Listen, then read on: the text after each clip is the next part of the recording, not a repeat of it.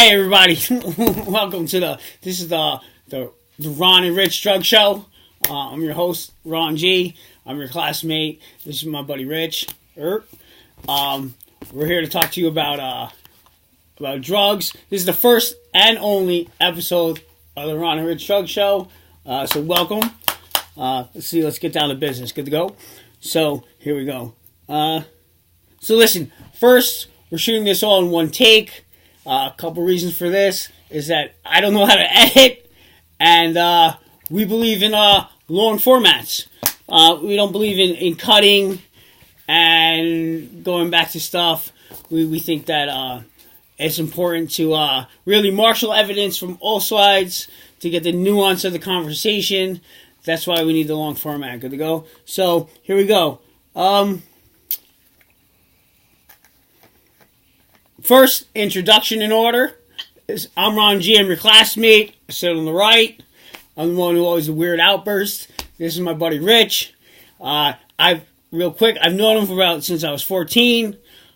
Really great resource, great friend. He's like my brother. He gives a lot of good advice. I think that he's a great contact to have, and he's great right now to add in the discussion that we're having in class about drug abuse, drug addiction, sobriety, and that's why I brought him on the show. So, without further ado, let's get on with the show. Good to go? First, a little housekeeping. This show is brought to you by Longhand Whiskey. It's not Jack, but when you're drunk, it does the work. Good to go. So here we go. So we'll start the show out. We're talking about drugs, and specifically for my research topic, kratom. So let's talk about how we got into kratom. So we learned about kratom the same way that anyone learns about cool stuff. Obviously, the internet. So Rich, my buddy, unfortunately was diagnosed with Lyme disease. Back when was it? 08. 08. He was diagnosed with Lyme disease 08.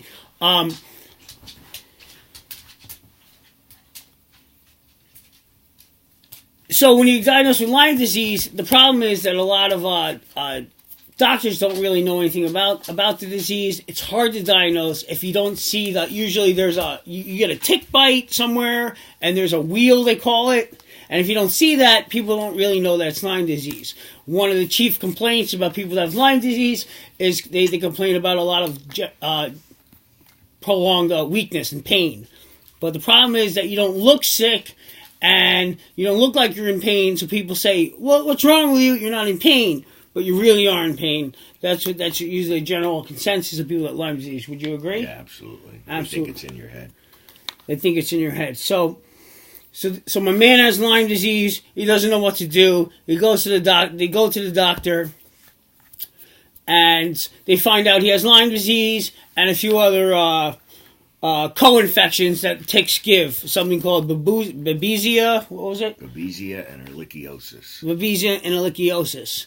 So, biggest problem with Lyme disease, like I said, they don't know that. What was it? They don't the pain involved. Would you say? Yeah, it's just hard to diagnose. It's a myriad of symptoms. They call Lyme disease the great mimicker. It mimics every other disease and problems people could have. It seems like they don't know what to do for it. There's no set. The CDC says the set regimen is 21 days of amoxicillin, and that's it. You're cured. No matter how long you've had it, how prolonged or advanced your stages are, 21 days and you're good to go, or should be good to go. All right, so there you have it, straight from the horse's mouth. He's in a lot of pain. The doctors don't know what it is. Well, they know it's Lyme disease. The treatment modalities are such. There's a lot of shots they give you. The shots hurt. They're very expensive. Lyme disease is not covered by most insurance or really any insurance, and there's pain management involved. So he started going through all that trials and tribulations, and it was basically killing him. The shots hurt. Like I said, everything's expensive, and so we went online. We had to find out what other people with Lyme disease are saying. You know, with the advent of the internet, we can go online and meet everyone in the world that has Lyme disease. And when you go online, there's a big community of people that have Lyme disease. They affectionately call each other Limeys, which I thought was pretty cool. And they talk about different treatment modalities. They talk about the problems that they're incurring. Biggest main problem that is really interesting and is suicide. What was it? One in five people? 1 in 5. About 20% of people with late-stage Lyme disease commit suicide due to the pain they're in or the non-understanding of their community around them. People don't believe them, their family, they get no support system, so they opt out. Exactly. No one believes they have Lyme disease, which is pretty hard to take if you're in all this pain and nobody believes you. You know, and especially you're a guy like him who works every day, holds a full-time job, and now telling your spouse that you can't, yet you're just in so much pain and you don't look like you're sick. What do you go from there? It's pretty devastating. It's no joke. And people are getting Lyme disease from they're not being troublemakers. They're not out there doing promiscuous things. They were just out in the woods, walking around in the woods. And unfortunately, a tick comes and it bites them. If anything, I felt like I got Lyme disease by doing the right thing. My friends were all out going to clubs, getting drunk, getting high, and I'm out hiking in the woods, camping, naturalist kind of stuff. And, I have a life-changing event of catching Lyme disease. So, as he's searching things about, on the Limeys board, and they're talking about some people are finding relief on this stuff called kratom. And the next thing they do is obviously research kratom. So we started checking out the message boards, trying to look about what kratom is. And the people were telling me that, they're talking about where to find it. They're talking about the rates of it, how to take it, the contraindications, the side effects, the websites and rates of administration, routes of administration. Obviously, okay. So,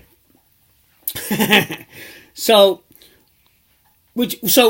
let me preface it this way: that he was, people weren't looking to get high; they were looking for relief from their debilitating disease, and he was on pain management, and people that are on Lyme disease have pain management, and obviously, like we were talking in class, it usually is OxyContin, and we know from talking in class, the side effects are, it hurts the liver, you're lethargic, you don't want to move, it's hard to do your daily activities in life because tolerance builds up. You always need more, and it's expensive, and you just don't want to be hamstrung by this one pill. We saw what it's done worldwide. Right now, the United States is an opium epidemic. We see it worldwide, and that's the problem we're having today.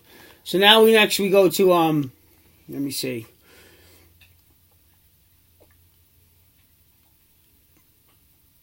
All right, so this is what we did. So we started, like you said, the message boards on kratom, and we found out what it's all about. So this is what kratom is. It's the technical name is Mitragyna speciosa, and it's basically it's a leaf from Southeast Asia that is it's related to coffee, the Rubiaceae family. So, this is about a gram. I'm going to take a kratom. It's legal right now. I don't know if it'll be legal today or tomorrow. That's why I didn't bring this stuff in. They're for show and tell. Who knows right now? So that's what kratom looks like. When you start doing kratom pretty seriously, they do something called a toss and wash. So basically, they're take about a gram and they toss and wash it. So.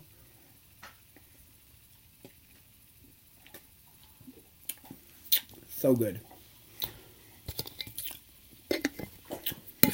That should take effect in about, 15 minutes? Yeah. Good to go. I'll have no pain in about 15 minutes. So, Rich, while I got you here, is there anything you want to add to our kratom discussion? I found kratom to be more effective at pain management than oxycodone. I was prescribed 90 pills, 10 milligram pills a month of oxycodone. actually I had 3.5-year script. So yeah, I was on oxycodone for a long time, and medical marijuana as well. I was one of the first recipients in New Jersey to be awarded a medical marijuana card. So, technically I was smoking weed, doing pills, and still in pain until I found kratom.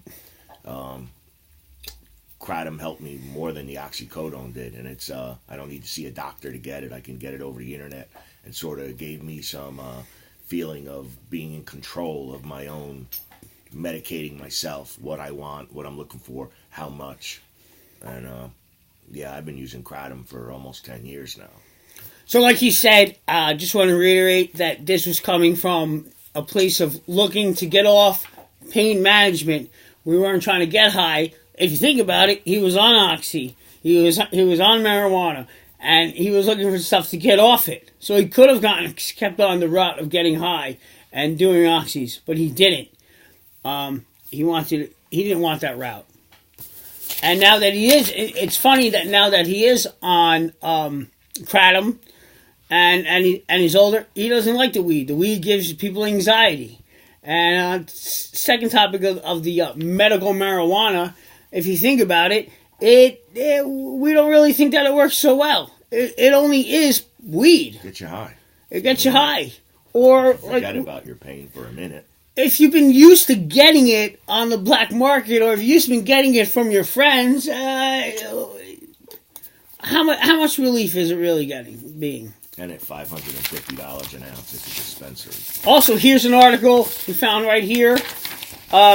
New Jersey medical cannabis prices are the nation's high, report shows. This is by MetaThrive.com. Not really sure that source. I printed it off offline. It says the 5 dispensaries in the state charge an average of $489 per ounce. Now, I got a buddy who told me right now, last week he can get it for $250 an ounce. So, what are we doing here? Let me see. How are you going to take the edge off the black market if you're charging twice as much as the black market charges? So that's the interesting part. I know some of you guys, just like my teacher and my classmates, were a little worried about Big Pharma. So we're not afraid to let you guys know that we're also not. We're not really akin to listening to things with Big Pharma. A couple other topics we wanted to talk about while I got my buddy and everybody here.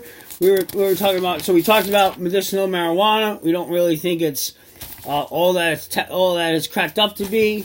Some people were talking about CBD oil and whether the CBD is really so great. I have an article here that says that CBD is that studies that claim that CBD is no better than THC. Would you agree? It didn't do the trick for me.